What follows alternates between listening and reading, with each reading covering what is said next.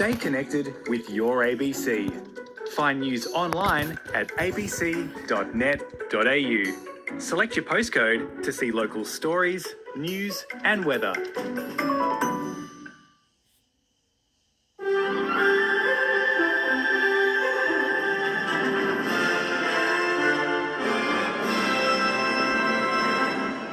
Currently 21 degrees in Coffs Harbour and Port Macquarie.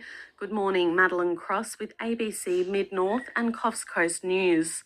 The Clarence Valley is preparing for potential major flooding following further heavy falls overnight. The Clarence River is expected to peak at 6.5 metres this morning, with further rises possible.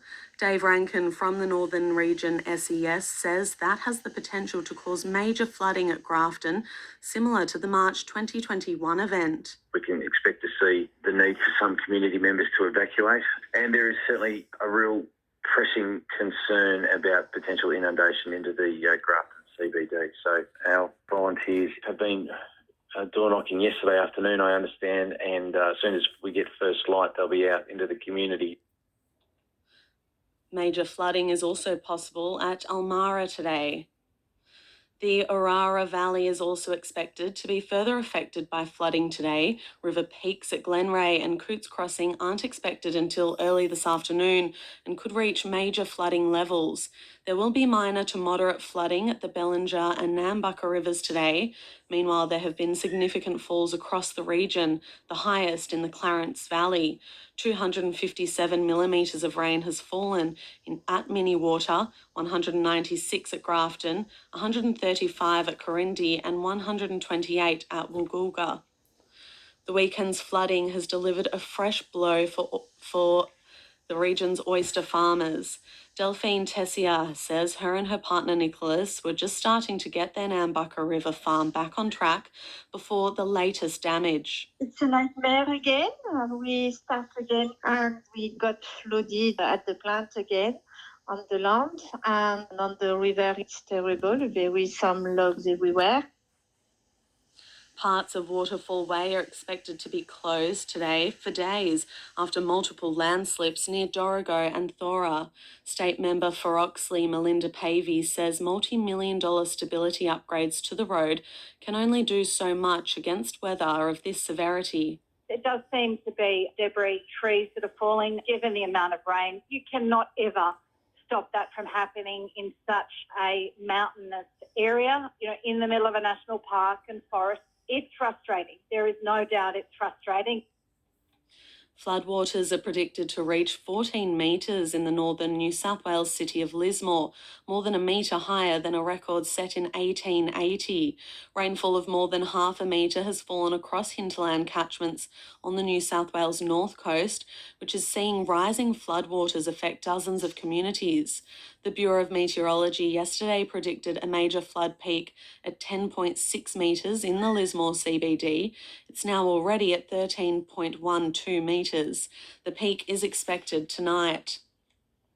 Meanwhile, the New South Wales Bushfires Coronial Inquiry will resume this week with a focus on fires which ravaged the North Coast and killed an elderly couple in Coombar.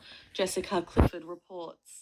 77-year-old Robert Lindsay and 68-year-old Gwendolyn Hyde were the first people to die during the Black Summer bushfires which ravaged New South Wales during the 2019-20 summer. The coronial inquiry will focus on the couple who died in October 2019, along with the cause of the Long Gully Road and Busby's flat fires in its hearing this week. Over the next 4 weeks, the inquiry will hear details of fires which occurred in the north of the state, including on the North Coast, Mid-North Coast and in the New England region. The court had been due to travel through the regions, however, due to COVID-19, will sit remotely at the Coroner's Court in Lidcombe. In news elsewhere, Russian President Vladimir Putin has ordered his military command to put its nuclear deterrence forces on high alert. Russia's leader blamed aggressive statements from NATO and what he called illegal sanctions from the West. NATO's Secretary General has called the comments dangerous rhetoric and irresponsible behaviour. To the weather, very high chance of showers across the region today, as well as the chance of a severe thunderstorm with heavy rain that may lead to flash flooding in the north. A severe weather warning remains in place for parts of the mid-north coast, while a hazarded surf warning and a gale warning is in place for the Coffs Coast, and moderate flood warnings remain in place for the Bellinger River. A top today of 24 in Coffs, Kempsey and Port Macquarie, and 23 in Taree. ABC News. You need to log in with an ABC account to watch shows on ABC iView. So if you're digging into all of Muster Dog's Good Boy, log in now to add it to your watch list so you never miss an episode. Yes. And if you're binging great dramas or comedies or docos or even Bluey, you'll be able to pick up watching where you left off across your logged in devices. I like you more and more and more the more I get. Log in with your ABC account and make it yours on ABC iView.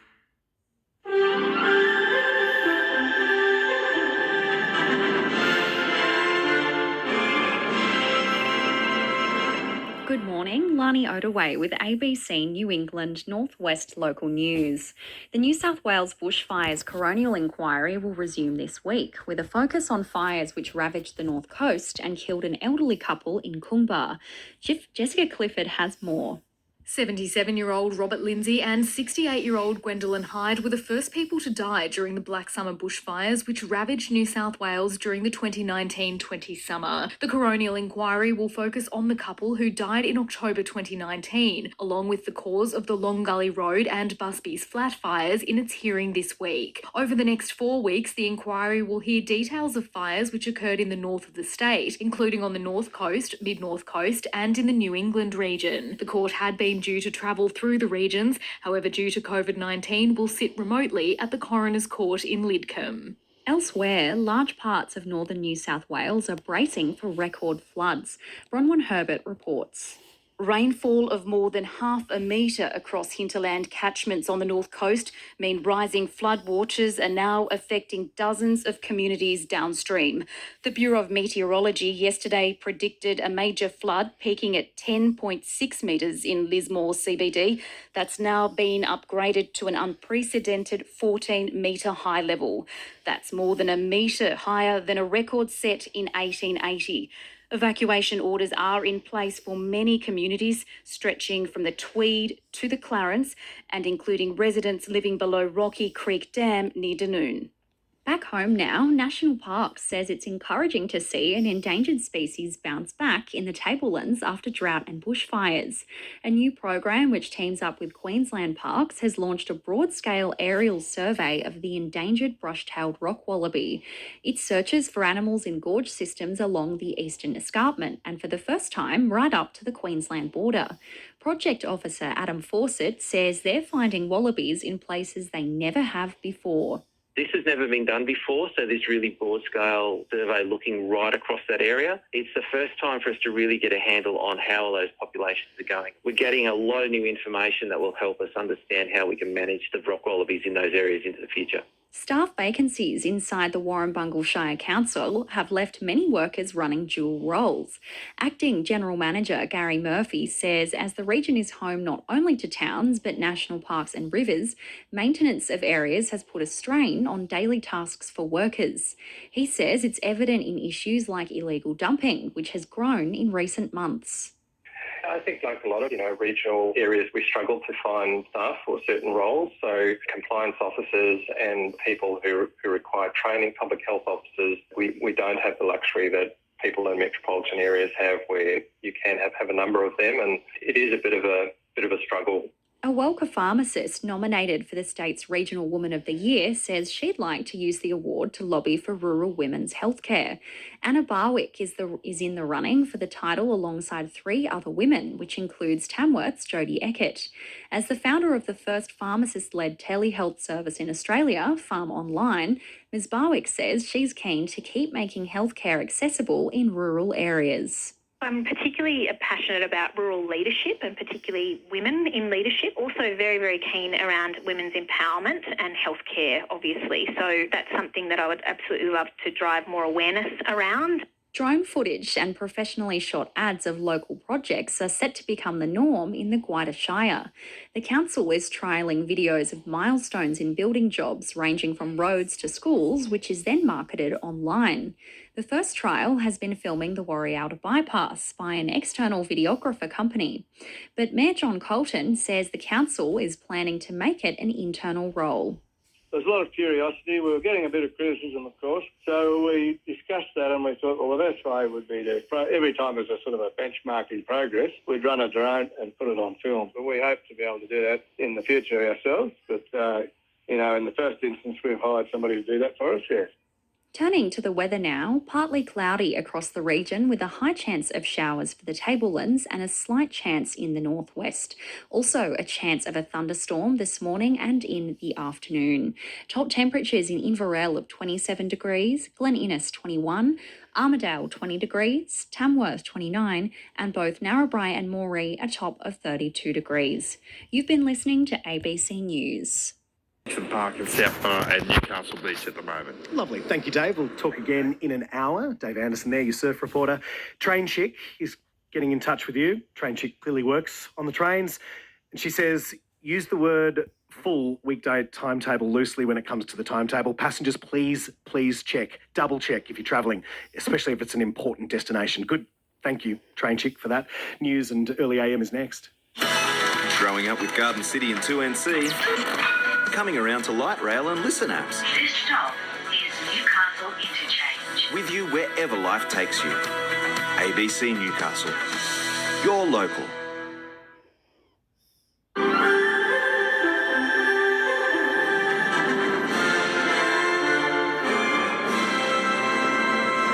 Good morning, I'm Madeline Lewis with ABC News.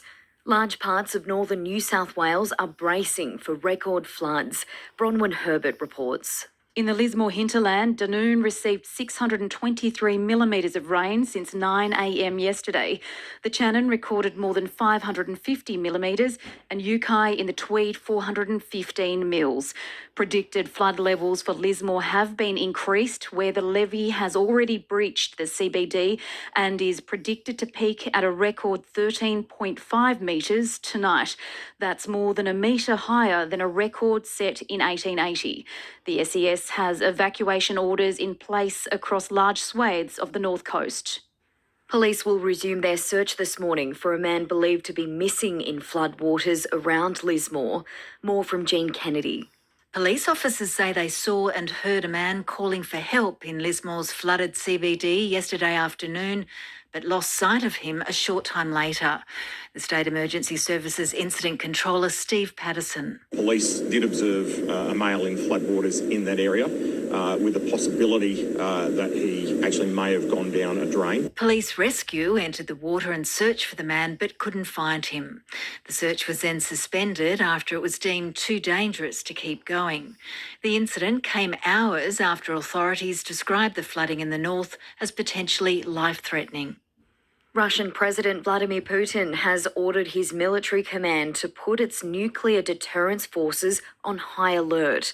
Europe correspondent Steve Kinane. At another stage-managed meeting for the cameras, President Putin ordered his defence minister and chief of general staff to put units with nuclear arms on high alert. Russia's leader blamed aggressive statements from NATO and what he called illegal sanctions from the West. NATO's Secretary-General Jens Stoltenberg called the comments dangerous rhetoric and irresponsible behaviour. Last week, President Putin warned that countries who interfered with Russia's actions would face consequences you have never seen. Steve Kinane, ABC News. The Hunters Ukrainian community says it will continue to hold vigils until Russia stops its unprovoked invasion. The Adamstown Ukrainian Church has been holding vigils since last week and gathered each day at the weekend. Opposition leader Anthony Albanese attended one yesterday and spoke with locals who have ties to the Eastern European country. Volodymyr Motika arrived in Australia with his parents as an 18-month-old and says the attack must end. We will continue the vigils as long as it takes. We've got to get to the stage where this invasion is stopped. Putin's forces have to stop killing people, stop destroying families, and return back beyond their borders. To sport, and in Women's Rugby League, the Newcastle Knights have suffered a 1-point loss in their inaugural match of the NRLW season against the Parramatta Eels. A field goal from Maddie Studden sealed the 13-12 win for the away side with 20 seconds to go. The triple header at Hunter Stadium also saw the Broncos beat the Roosters and the Dragons take the win from the Titans. Knights coach Casey Bramillo says a more experienced team taught them a lesson. I don't know if it was inexperience or if it was just lack of confidence, but some players at times just came up with some poor errors. Our team can't fault their effort today. Across the board, every single player on the park ripped in and gave everything, but we just probably lacked a little bit of polish. And in men's A-League soccer, Newcastle Jets coach Arthur Papas has mixed feelings about his team's performance at the weekend. The Jets shared the points with Macarthur FC on Saturday night after drawing 2-2 at Hunter Stadium. They came from a goal down twice and nearly won, but a late strike didn't count. Papas says overall he was pleased with the effort. From a character point of view, positive. Both times, we're behind in the game and we come back. That's really pleasing. And still areas that I thought if we can do a little bit better, we should come away with a bit more than what the game's been as an outcome point of view. Meanwhile, Western United have moved to the top of the A-League men's ladder with a 2-0 win against Perth Glory. Checking the Hunters' weather, a cloudy day ahead. High chance of showers about the lower Hunter, medium chance elsewhere. The chance of a thunderstorm as well. Newcastle heading for a top of 26 degrees today. Maitland 25, Singleton expecting a top of 27. ABC News.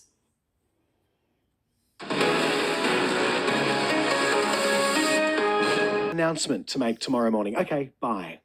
What is that? We're going to find out at some point today, but sports next. Take the Anzac Memorial Walk or a lakeside stroll. Wherever you go, take ABC Newcastle with you. Streaming 24/7 on the ABC Listen app.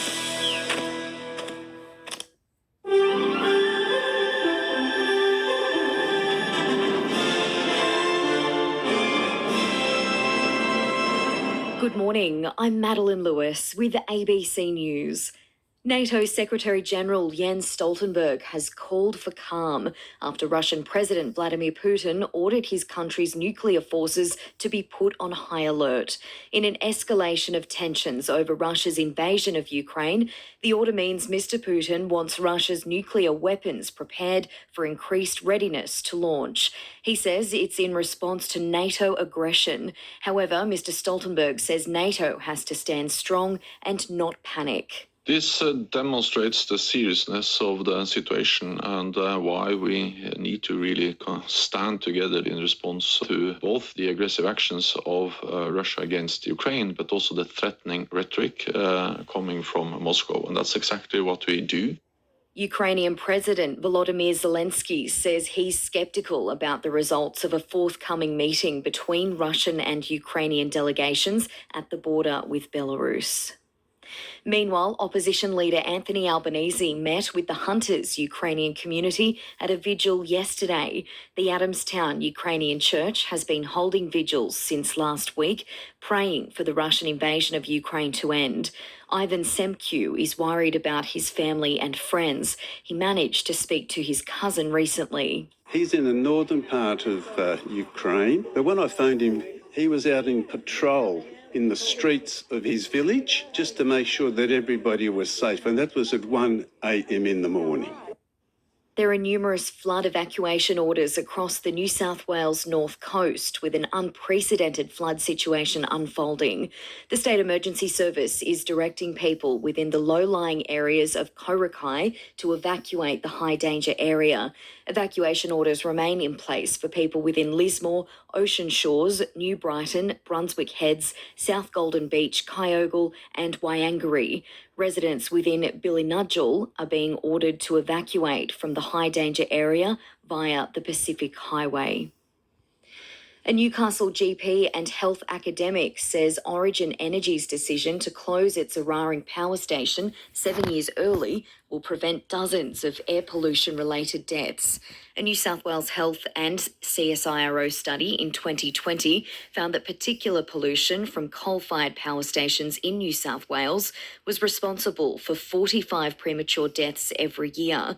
Dr Ben Ewald says the closure of the Eraring plant at Lake Macquarie in 2025 will see that figure decrease. 45 deaths per year is due to pollution currently from the coal-fired electricity sector, and having Eraring shutting down will reduce that by at least a quarter, possibly more, because with prevailing wind direction, pollution from Eraring does tend to blow down to Sydney.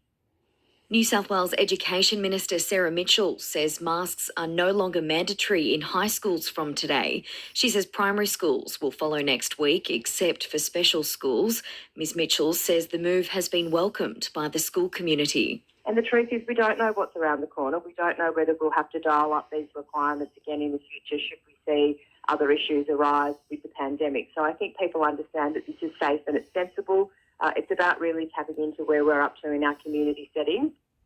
But the New South Wales Teachers Federation says a more cautious approach should have been taken. Almost 400 schools in the Hunter New England Health District have been impacted by COVID, with about 5,000 children and adolescents contracting the virus.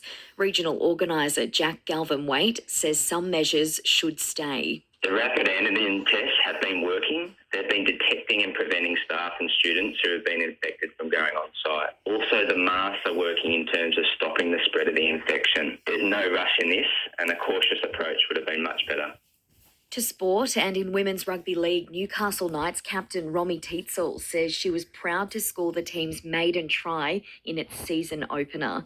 The Knights went down to the Parramatta Eels by 1 point in yesterday's triple header at Hunter Stadium, following a field goal in the last 20 seconds.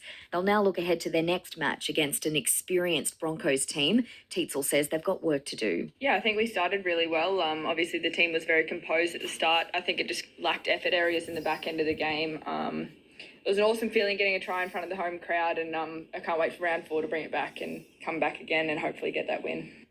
A high chance of showers in the lower Hunter today. Maitland heading for a top of 25 degrees. Capable and confident, reach out to your neighbours and give them a hand. And if they have to evacuate or decide that they want to go and stay safely in another place, tell their friends and their relatives what they're planning so that we're not, worried about isolated residents.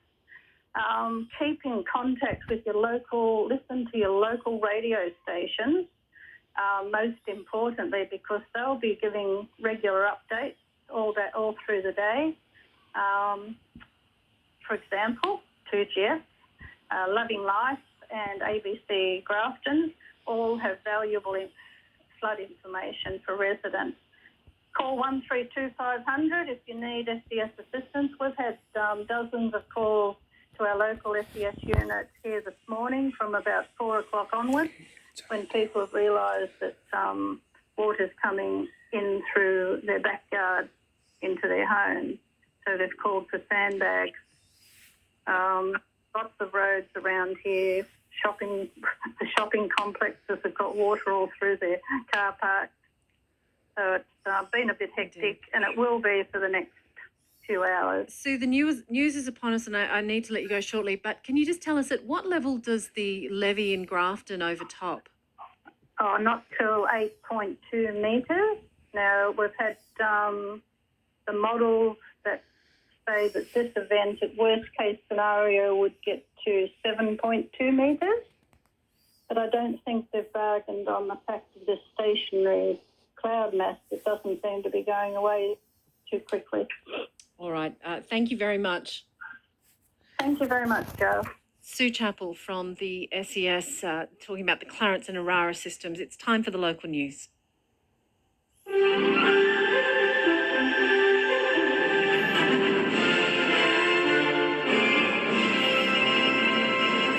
Good morning, Bronwyn Herbert with ABC North Coast News.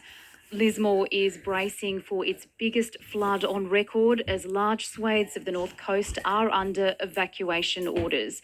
Justine Frazier reports. Since 9 a.m. yesterday, the Lismore hinterland village of Dunoon received 623 millimetres of rain and the Channon more than 550 millimetres. Yukai in the Tweed received 415 mils. Dawson Street in Lismore received 410 millimetres over the same period.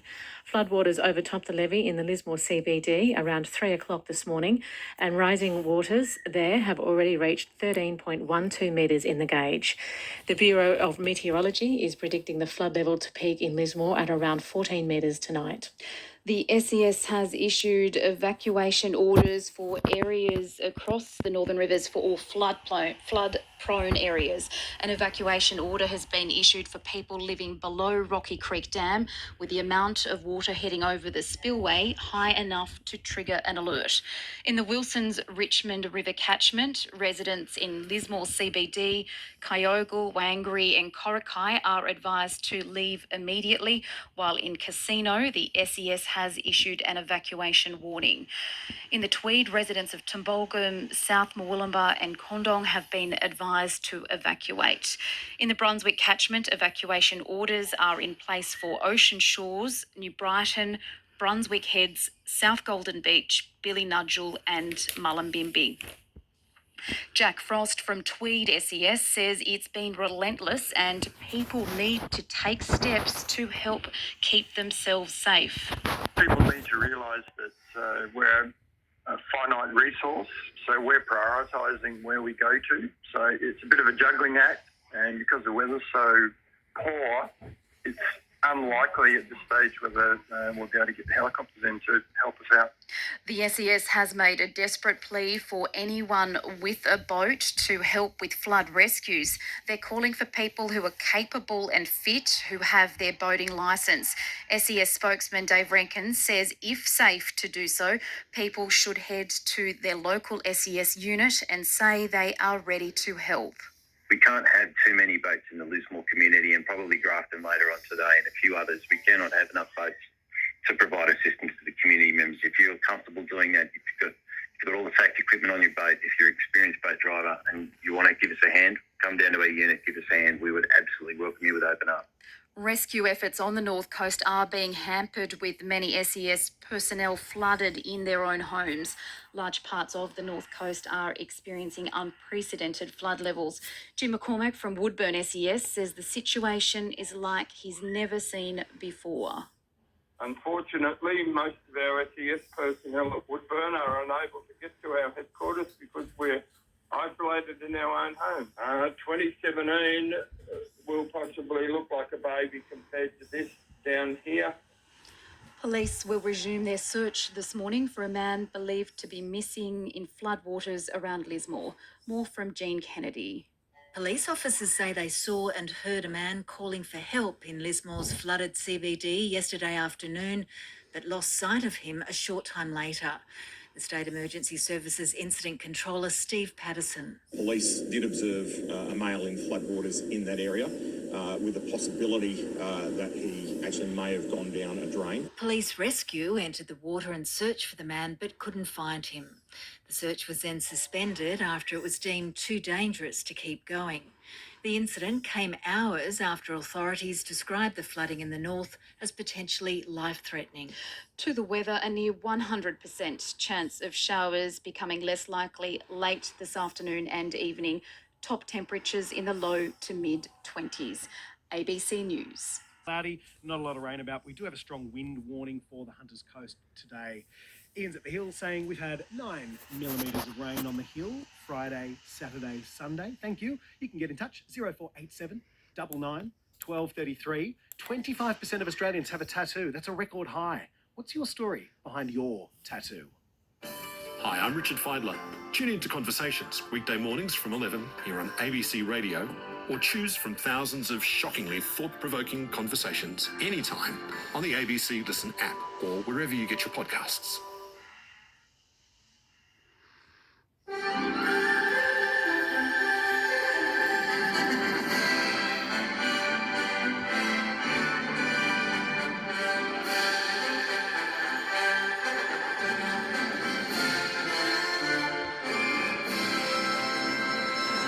Record floods expected in northern New South Wales as the situation worsens in Queensland. Ukrainians unite in the Hunter region and the Knights go down to Melbourne in their final NRL trial match. It's 7 o'clock. Good morning. I'm Madeline Lewis with ABC News. Large parts of northern New South Wales are bracing for record floods. Bronwyn Herbert has more. Rainfall of more than half a metre across hinterland catchments on the north coast mean rising flood waters are now affecting dozens of communities downstream. The Bureau of Meteorology yesterday predicted a major flood peaking at 10.6 metres in Lismore CBD. That's now been upgraded to an unprecedented 14-metre high level. That's more than a metre higher than a record set in 1880. Evacuation orders are in place for many communities, stretching from the Tweed to the Clarence and including residents living below Rocky Creek Dam near Dunoon. Rescue efforts on the north coast are being hampered, with many SES personnel isolated by floodwaters. Jim McCormack from Woodburn SES says he's never seen anything like this before.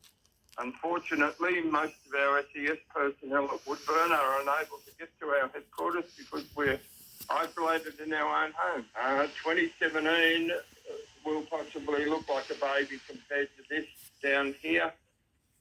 There's been another flood death in southeast Queensland, the seventh of the current crisis.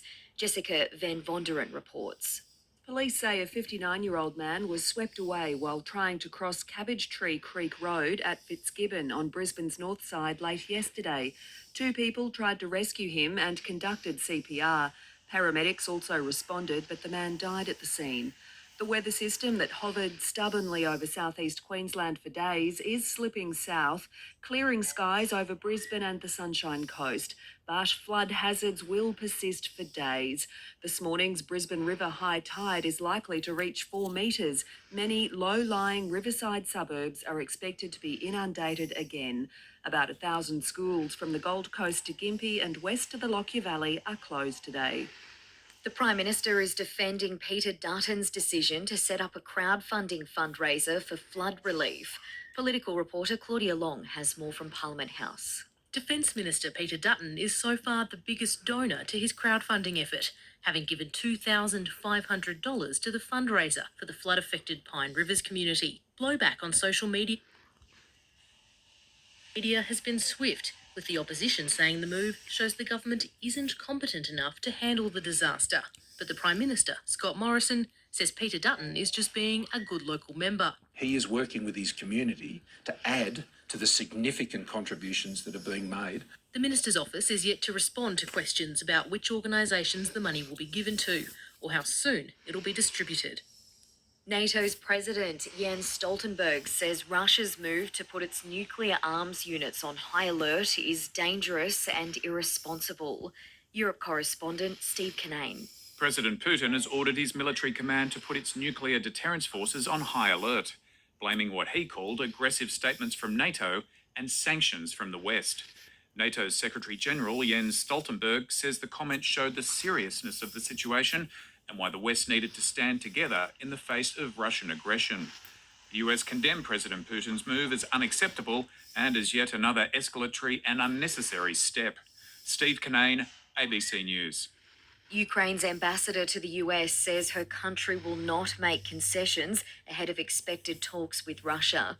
North America correspondent Barbara Miller reports. Ukraine has confirmed it will send a delegation to the border with Belarus for talks with Russia as Moscow's assault continues. But Kyiv's US ambassador Oksana Markarova said Ukraine would not capitulate. We, of course, would like peace talks, and we would like Russian troops to get out from our country and leave us alone. But we are not prepared to surrender. The Belarusian leader, Alexander Lukashenko, a close ally of Vladimir Putin, says he'll guarantee security at the talks expected to take place on Monday.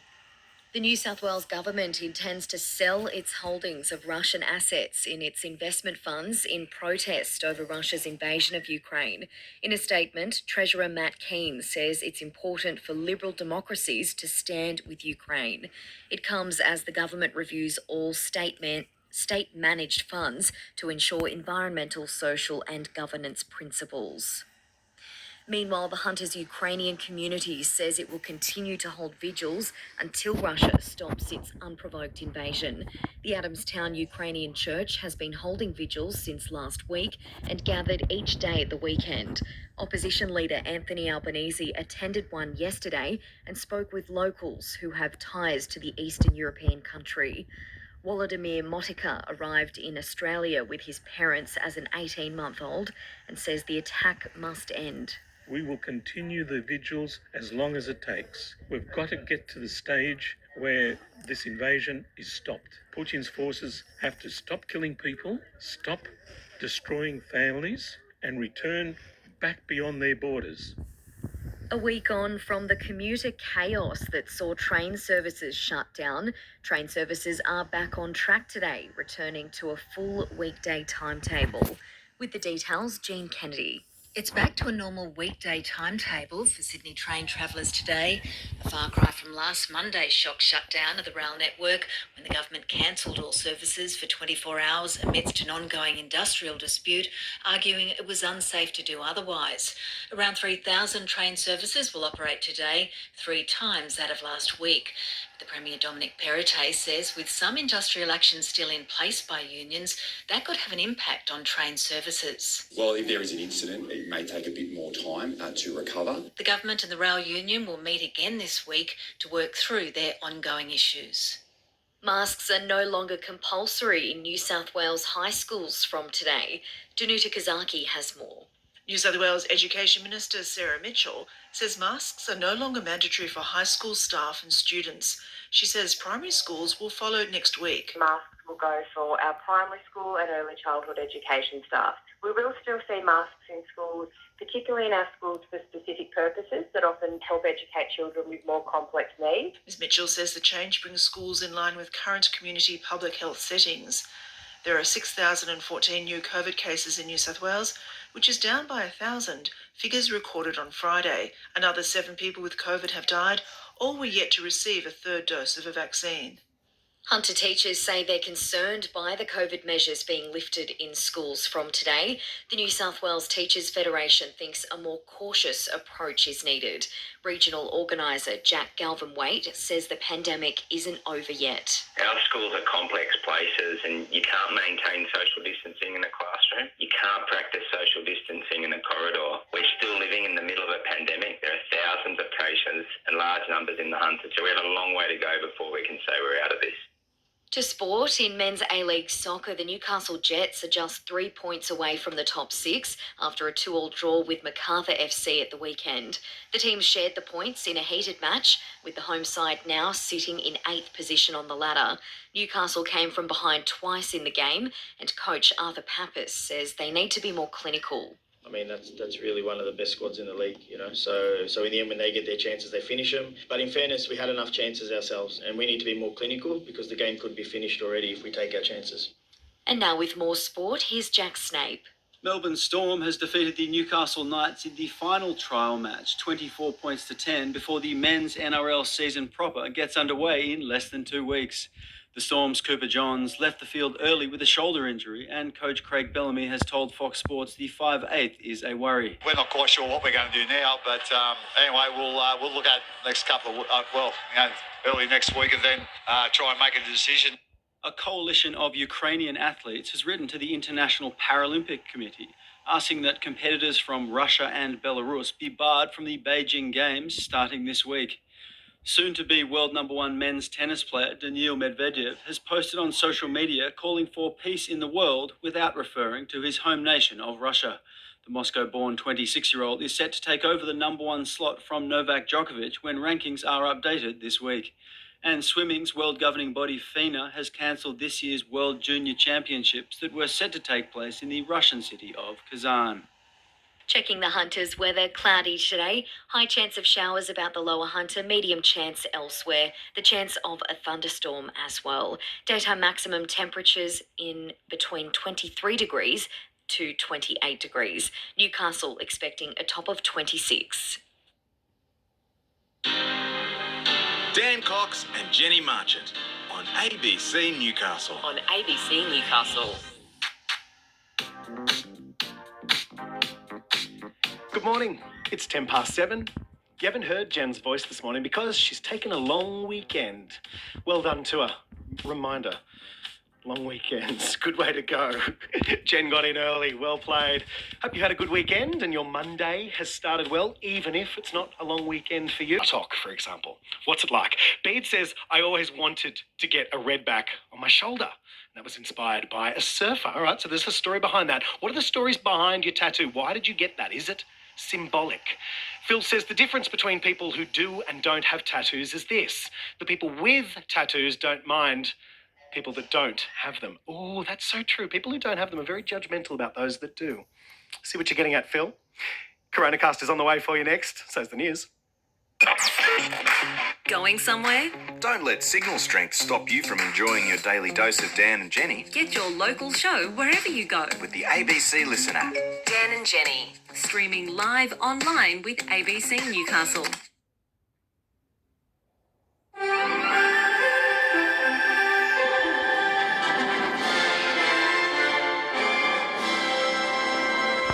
Good morning, I'm Madeline Lewis with ABC Hunter News.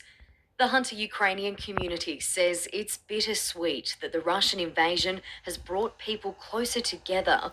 The Adamstown Ukrainian Church has been holding vigils since last week, attracting many locals, both with and without Ukrainian backgrounds. Opposition leader Anthony Albanese attended one yesterday afternoon during a visit to Newcastle. Luba Zakako says the support has been overwhelming, especially when people leave flowers and heartfelt notes. Like a piece of my heart broke and I had to stop from crying because it was just some beautiful person thought of it, put it there, and not only that, they put a sunflower there because the sunflower in Ukraine is their lifeblood. Sunflower, wheat, it was amazing. The New South Wales Teachers Federation doesn't support COVID measures being eased in schools from today and says a more cautious approach should have been taken. Cohorting and activity restrictions are being relaxed, more visitors will be allowed on school grounds, and mask requirements are being lifted in high schools. Almost 5,000 children and adolescents have contracted the virus in the Hunter New England Health District. Union Regional Organiser Jack Galvin-Waite says some measures should stay. The rapid antigen tests have been working. They've been detecting and preventing staff and students who have been infected from going on site. Also, the masks are working in terms of stopping the spread of the infection. There's no rush in this, and a cautious approach would have been much better. Meanwhile, Hunter New England Health is urging families not to send their children to school if they show any COVID symptoms. Blake Doyle reports. The Health District has continued to top the state for the highest number of daily COVID-19 infections at the weekend. There were 956 cases recorded on Saturday and another 797 yesterday. A man in his 60s from Newcastle died with the virus in the latest reporting period. There are 21 cases being cared for in hospital, 3 in intensive care. Public health physician David Durheim says most Omicron cases in the past 2 weeks have been in children and adolescents. He says 393 schools in the health district had confirmed cases, and it's clear the virus is still circulating in the community. A leading respiratory physician and epidemiologist says the closure of the Araring power station will improve air quality and help reduce the incidence of asthma attacks. Power stations are a significant source of emissions of nitrogen oxides, which are known to exacerbate asthma and respiratory illness. The Araring plant at Lake Macquarie will now close in 2025, 7 years earlier than scheduled. Professor Guy Marks from the University of New South Wales says there are also many other causes of asthma, but closing coal plants will be beneficial. I would focus on the fact that it's likely that reduction in emissions from the Araring power station will reduce exposure to air pollutants, including nitrogen dioxide, and that's likely to have a broad range of beneficial effects on health. To sport, and in Women's Rugby League, the Newcastle Knights have suffered a 1-point loss in their inaugural match of the NRLW season against the Parramatta Eels. A field goal from Maddie Studden sealed the 13-12 win for the away side with 20 seconds to go. The triple header at Hunter Stadium also saw the Broncos beat the Roosters and the Dragons take the win from the Titans. Knights coach Casey Bramillo says a more experienced team taught them a lesson. I don't know if it was inexperience or if it was just lack of confidence, but some players at times just came up with some poor errors. Our team can't fault their effort today. Across the board, every single player on the park ripped in and gave everything, but we just probably lacked a little bit of polish. And in men's rugby league, Melbourne Storm has beaten the Newcastle Knights 24 points to 10 in the final NRL trial match before the season gets underway in less than 2 weeks. The Storm's Cooper Johns left the field early with a shoulder injury, leaving his side with a hole at 6 for the round 1 clash against the Tigers, given star Cameron Munster is suspended. Melbourne coach Craig Bellamy has told Fox Sports the 5/8 position is a worry. It's obviously a bit of a concern for us, we're not quite sure what we're going to do now, but anyway, we'll look at next couple of, early next week and then try and make a decision. Cloudy in the Hunter today, high chance of showers in the lower Hunter, medium chance elsewhere. The chance of a thunderstorm as well. Maitland heading for a top of 25 degrees, Newcastle 26.